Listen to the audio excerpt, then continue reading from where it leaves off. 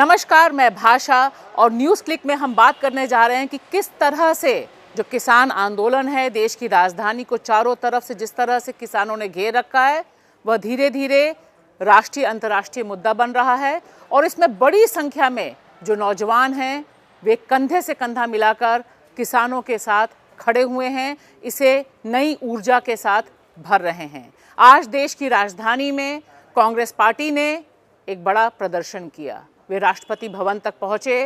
राष्ट्रपति को राहुल गांधी ने 2 करोड़ हस्ताक्षर दिए, सिर्फ यह जताने के लिए कि 2 करोड़ और उससे अधिक लोग ये जो 3 कृषि कानून मोदी सरकार ने पारित किए हैं इसके खिलाफ है। यह एक बड़ा पहला पॉलिटिकल मूव देश की राजधानी में हुआ। हालांकि बहुत लंबा इंतज़ार किसानों को इस मूव के लिए करना पड़ा। और दूसरी तरफ दिखाई दे रहा है कि महाराष्ट्र के नासिक से मीलों लंबी कतार लगाते हुए किसान निकल पड़े हैं दिल्ली में धरना दिए किसानों के समर्थन में। और ये किसान जगह जगह जन जागरण करते हुए देश की राजधानी की ओर बढ़ रहे हैं।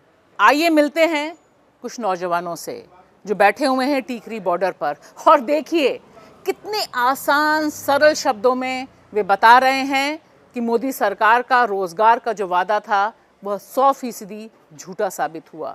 उनके अपने भी मुद्दे हैं, इसीलिए वे किसान आंदोलन के साथ न सिर्फ खड़े हुए हैं बल्कि इसे बड़ी ऊर्जा से भर रहे हैं। नौजवानों की बड़ी तादाद इस आंदोलन को बहुत तीखा और धारदार बना रही है। एक चीज ये बताइए कि मोदी क्यों नहीं सुन रहे? वो कह रहे हैं किसान को समझ नहीं आ रहा, आप उनकी बात क्यों नहीं सुनते? मोदी गवर्नमेंट की शुरू से ये प्रॉब्लम रही है कि इन्होंने जो भी फैसला लिया, चाहे वो धारा 370 हटाने का हो, चाहे वो किसी और तरह का हो, सरकार जब भी एक स्टेप आगे जाती है सरकार उस स्टेप से पीछे नहीं हटती। इससे क्या होता है, सरकार ये सोचती है कि हमारा इससे लोगों में नेगेटिव इम्पैक्ट जाएगा। सरकार ये नहीं देख रही कि किसानों की मजबूरी क्या है। आप भी देखें, आप भी रोजाना जीवन में रोजाना कई वस्तें बरतती होंगी। अगर सरकार एसेंशियल कमोडिटी जो एक्ट है उसमें चेंज करने के बाद गवर्नमेंट ये कह रही है जितनी देर तक किसी वस्तु की कीमत 2 गुना नहीं होगी, सरकार उतनी देर तक कोई भी कार्रवाई उस व्यापारी या उस उद्योगपति या भंडारण करने वाले के विरुद्ध नहीं करेगी। आप देखो, अगर आज ही देख लें कनक की जो MSP है वो 1900 रुपये है। अगर कल को कनक 3700 रुपये भी अगर वो व्यापारी 19 रुपये लेके 3700 रुपये बेचने पर भी अगर वो 3800 नहीं होगी, सरकार उतनी देर तक कार्रवाई नहीं करेगी। व्यापारी क्या करेगा, वो सस्ते में लेके 3700 कर देगा और महंगाई बढ़ेगी। इससे क्या होगा कि देश का किसान ही नहीं, किसान को कुछ नहीं होने वाला। किसान का क्या होगा, आज अगर गेहूँ 20 रुपये बिक रहा है या जो धान है वो 18 रुपये बिक रहा है, हो सकता है वो आने वाले टाइम में इन कानूनों के बाद 10 या 15 रुपये बिक जाए। पर जो देश का उपभोक्ता है, सरकार क्या करेगी, उन चीज़ों की पैकिंग करके एक आपने अभी कुछ ही दिन पहले देखा होगा, अभी जो मक्की का आटा है, मक्की का आटा किसानों को रिलायंस मॉल से 150 रुपये किलो मिल रहा है। बट हम अगर किसान के पक्ष से देखें, जो हमारे तरन तारण वाले किसान हैं, जो पंजाब के और हिस्सों के किसान हैं, उनसे यही मक्की 6.5 रुपये किलो सरकारी खरीद तो सरकार कह देती है अभी हमने MSP लागू कर रखा है 23 फसलों पर। सरकार को इस बात से दिक्कत क्या है भी वो MSP को एक कानूनी जामा पहना दे भी ये प्रक्रिया है, ये MSP है एक फसल की, उससे नीचे सरकार नहीं खरीदेगी।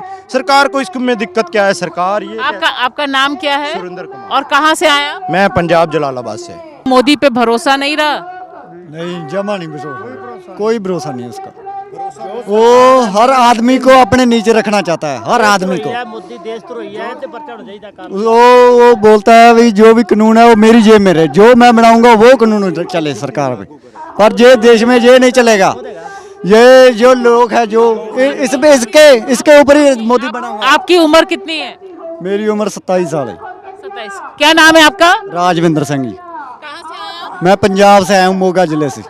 मोगा जिले से। अभी 2019 में मोदी जी दोबारा बैठे, बहुत से लोगों ने उनको वोट दिया। तो आप तो नौजवान हो, नौजवानों को नौकरी देने का तो वादा भी किया था, आपको नौकरी मिली है? ना, कोई नौकरी नहीं मिली। नौजवान वही 2-2 किलो में गुजारा कर रहा है। कोई फैक्ट्री में लगा हुआ 6-6, 7-7 हज़ार में प्राइवेट, कभी भी बोल देते हैं कल को नहीं आना, बस आज काम बंद है।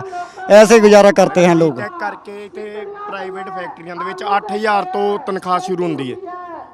8000 ਤੋਂ ਤਨਖਾਹ ਸ਼ੁਰੂ ਹੁੰਦੀ ਹੈ। ਬੀਟੈਕ ਕੀਤੀ ਹੈ, ਉਹਦਾ ਖਰਚਾ ਤੁਸੀਂ ਲਗਾ ਕੇ ਵੇਖੋ 4 ਸਾਲਾਂ ਦਾ ਕਿੰਨਾ ਖਰਚਾ ਹੁੰਦਾ ਤੇ 8000 ਕੋਈ ਤਨਖਾਹ ਹੁੰਦੀ ਕਿਸੇ ਚੀਜ਼ ਦੀ। ਇੱਕ ਚਪੜਾਸੀ ਦੀ ਬਰਾਬਰ, ਚਪੜਾਸੀ ਦੀ ਵੱਧ ਤਨਖਾਹ ਹੈ ਜਿਹਨੇ ਬੀਟੈਕ ਕੀਤੀ ਹੋਈ ਹੈ ਉਹਦੇ ਨਾਲੋਂ। ਤੇ ਗਵਰਨਮੈਂਟ ਨੂੰ ਕਿਵੇਂ ਤੁਸੀਂ ਚੰਗਾ ਕਹਿ ਦੋਗੇ? क्या नाम हुआ आपका? मेरा पवनदीप नाम है, मैं पंजाब से हूँ, संगरूर जिले से। आपका नाम क्या है? बलजिंदर सिंह जी, कहाँ से आए आप? बठिंडा जिला जी, रामपुरा फूल के नज़दीक गिल कलां गाँव है। खेती होती है आपके यहाँ? हाँ खेती होती है। किसकी खेती होती है? खेती हम चावल की करते हैं और कनक की करते हैं जी। कितना मिल जाता है साल में, कितनी कमाई है? कमाई तो अपने पे डिपेंड करता है, कितना अपने पास खेत है मैडम, कितनी हम मेहनत करते हैं और कितना निकालते हैं, अपने पे डिपेंड करता है आमदन उस पे। एक चीज जो लोग ने, इसीलिए मैंने कमाई कहा कि कितना पैसा मिल जाता है, बच जाता है कितना। बचत ਬਚਾਈ ਤਾਂ ਅੱਜ ਕੱਲ ਕਿਹੜੀ ਹੈ ਮੈਡਮ, ਖਰਚੇ ਦੇ ਹਿਸਾਬ ਨਾਲ ਤਾਂ ਕੀ ਬਚਦਾ ਜ਼ਿਮੀਂਦਾਰ ਨੂੰ। ਖਰਚਾ ਦੇਖੋ ਵੀ ਕਿੱਥੇ ਤੱਕ ਮਹਿੰਗਾਈ ਹੈ, ਕਿੰਨੇ ਰੁਪਏ ਡੀਜ਼ਲ ਪੈ ਰਿਹਾ, ਕਿੰਨੇ ਰੁਪਏ ਖਾਦ ਪੈ ਰਹੀ ਹੈ, ਕੀ ਉਹਦੇ ਉੱਪਰ ਖਰਚਾ ਹੋ ਰਿਹਾ, ਕੀ ਉਹਦੇ ਉੱਪਰ ਟੈਕਸ ਪੈ ਰਿਹਾ ਜ਼ਿਮੀਂਦਾਰ ਨੂੰ, ਤੇ ਉਹਦੇ ਵਿੱਚੋਂ ਕੀ ਬਚ ਰਿਹਾ ਜ਼ਿਮੀਂਦਾਰ ਨੂੰ ਜੀ। अच्छा ये बताइए, मोदी जी ने कहा कि भाई बात कर लो, किसान का जो कानून है हम किसान के फायदे के लिए लाए हैं, लेकिन पंजाब के किसान क्यों नहीं सुन रहे? ਨਹੀਂ ਜੋ ਜੇ ਉਹ ਲਾਗੂ ਕਰਨਾ ਚਾਹੁੰਦਾ, ਪਰ ਉਹ ਕਿਸਾਨ ਚਾਹੁੰਦੇ ਹੀ ਨਹੀਂ ਵੀ ਇਹ ਲਾਗੂ ਹੋਣ। ਉਹਦੇ 'ਚ ਸਾਨੂੰ ਕੀ ਫਾਇਦਾ ਜਦੋਂ ਅਸੀਂ ਚਾਹੁੰਦੇ ਹੀ ਨਹੀਂ ਮੈਡਮ। ਇੱਕ ਚੀਜ਼ ਹੈ ਜੋ ਸਾਡੇ ਉੱਪਰ ਧੱਕੇ ਨਾਲ ਥੋਪੀ ਜਾ ਰਹੀ ਹੈ, ਅਸੀਂ ਉਹਨੂੰ ਚਾਹੁੰਦੇ ਹੀ ਨਹੀਂ ਵੀ ਇਹ ਸਾਡੇ ਤੇ ਲਾਗੂ ਕੀਤੀ ਜਾਵੇ। ਕਿਉਂ ਸਾਡੇ ਤੇ ਧੱਕੇ ਨਾਲ ਲਾਗੂ ਕਰ ਰਹੇ ਆ?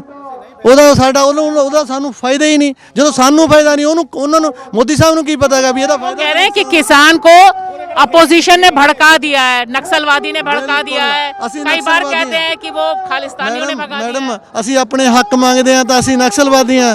ਅਸੀਂ ਆਪਦੇ ਹੱਕਾਂ ਲਈ ਦਿਨ ਰਾਤ ਆਪਦੇ ਪਿੱਛੇ ਪਰਿਵਾਰ ਛੱਡ ਕੇ ਇਹਨਾਂ ਸੜਕਾਂ ਦੇ ਉੱਪਰ ਬੈਠੇ ਹਾਂ, ਇੰਨੀ ਠੰਡ ਦੇ ਵਿੱਚ, ਇਹਨਾਂ ਪਾਲੇ ਦੇ ਵਿੱਚ ਇੱਥੇ ਅਸੀਂ ਦਿਨ ਰਾਤਾਂ ਕੱਟ ਰਹੇ ਹਾਂ, ਤਾਂ ਅਸੀਂ ਨਕਸਲਵਾਦੀ ਹਾਂ? ਅਸੀਂ ਕੋਈ ਨਕਸਲਵਾਦੀ ਨਹੀਂ ਹੈ, ਕੋਈ ਅਸੀਂ ਅੱਤਵਾਦੀ ਨਹੀਂ ਹੈ।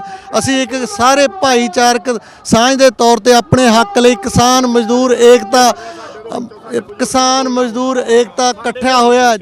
ਇਹ ਸਾਰੇ ਨੌਜਵਾਨ ਪੜ੍ਹੇ ਲਿਖੇ। ਮੋਦੀ ਸਾਹਿਬ ਤੁਸੀਂ ਕਹਿੰਦੇ ਨਾ ਖੇਤੀ ਨਹੀਂ ਕਰਦਾ, ਤੁਸੀਂ ਕਹਿੰਦੇ ਨੌਜਵਾਨ ਖੇਤੀ ਨਹੀਂ ਕਰਦਾ, ਪਰ ਹੁਣ ਜਿੰਨਾ ਨੌਜਵਾਨ ਖੇਤੀ ਕਰ ਰਿਹਾ ਨਾ ਉਹਨਾਂ ਕੋਈ ਨਹੀਂ ਕਰ ਰਿਹਾ। ਕਾਰਨ ਕਿਸੇ ਨੌਜਵਾਨ ਨੂੰ ਨੌਕਰੀ ਨਹੀਂ ਮਿਲ ਰਹੀ। ਜੋ ਇਹਨਾਂ ਨੇ ਸਾਡੇ ਨਾਲ ਵਾਅਦੇ ਕੀਤੇ ਸੀ ਉਹ ਕੋਈ ਸਾਨੂੰ ਪੂਰੇ ਨਹੀਂ ਹੋਏ। ਘਰ ਘਰ ਨੌਕਰੀ ਕਹੀ ਸੀ, ਉਹ ਸਾਨੂੰ ਮਿਲੀ ਨਹੀਂ। ਸਾਡੇ ਨਾਲ 2 ਰੁਪਏ ਪਰ ਯੂਨਿਟ ਦਾ ਵਾਅਦਾ ਬਿਜਲੀ ਦਾ ਕੀਤਾ ਸੀ ਨਾ ਸਰਕਾਰਾਂ ਨੇ, ਸਾਨੂੰ ਉਹ नहीं मिला।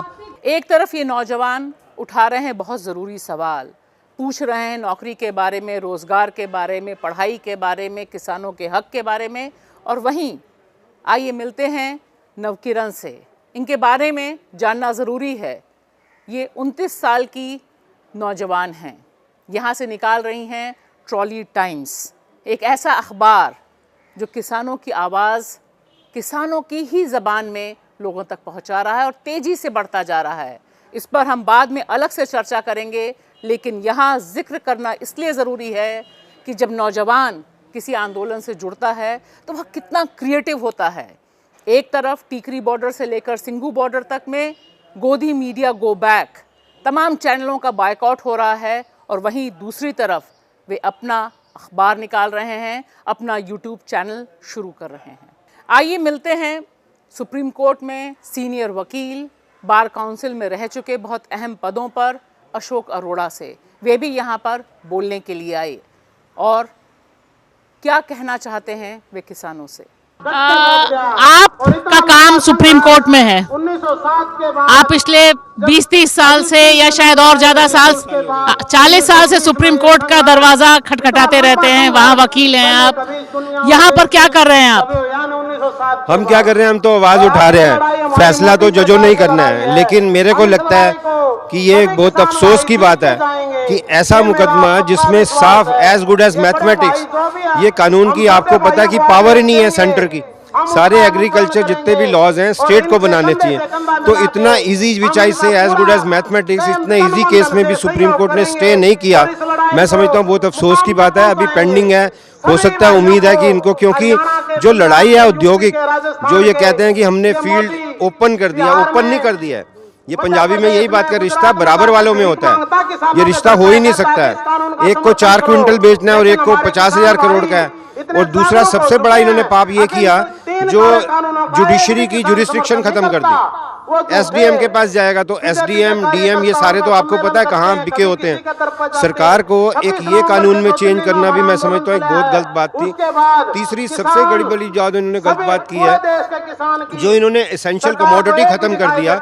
उससे सिर्फ क्या होगा, उद्योगपति जोड़ लेगा अपना जितना मजा 500 करोड़ 1000 करोड़, तो आम किसान की जो बार्गेनिंग पावर है वो खत्म हो जाएगी। किसानों ने जो चैलेंज मोदी सरकार के सामने पेश किया है वह बहुत कठिन है और शायद 2014 से लेकर अब तक मोदी सरकार को इतनी तगड़ी फाइट किसी और समूह ने नहीं दी। और जिस तरह से किसानों के पक्ष में बाकी व्यापक जनमानस खड़ा हुआ है, इनका अपना एक अलग मैकेनिज्म बन रहा है, वह निश्चित तौर पर दिखा रहा है कि देश को बचाने वाली ताकतें, लोकतंत्र के पक्ष में खड़ी ताकतें कमज़ोर और संख्या में कम नहीं है।